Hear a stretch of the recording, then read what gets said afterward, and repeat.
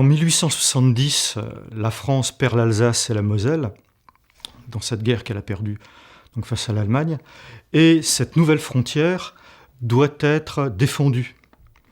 Il faut que les armées françaises puissent se concentrer donc derrière un rempart qui les protège, et donc à partir de 1872, le général Serré de Rivière va constituer donc une série d'écrans, de forts, sur les hauteurs, de façon à ce que les armées françaises à la fois puissent se concentrer, de façon à protéger les voies de communication, et de façon évidemment aussi à freiner et en même temps canaliser une éventuelle invasion. À partir de 1872, il établit les défenses donc, sur les reliefs de Lorraine jusqu'à la Franche-Comté.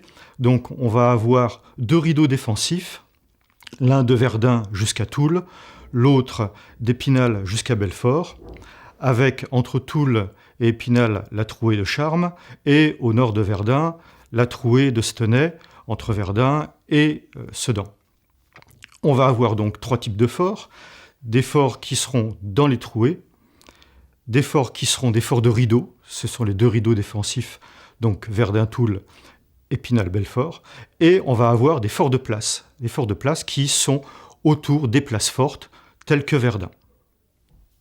Verdun est constitué, donc cette place forte est constituée de 43 forts et ouvrages, dont à peu près la moitié seront modernisés entre donc, ces années 1870 et la Première Guerre mondiale.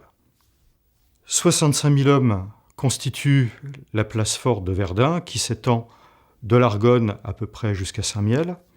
On a environ 1000 canons sur le terrain. Dans la ville de Verdun même, à côté des 13 000 civils, on aura environ 27 000 militaires. Donc on voit là la densité importante en hommes et en matériel. Donc on a 2 types de défense. On a la défense fixe, ce sont les forts, et on a la défense mobile, ce sont les divisions d'infanterie qui doivent tenir l'ennemi à l'écart des forts.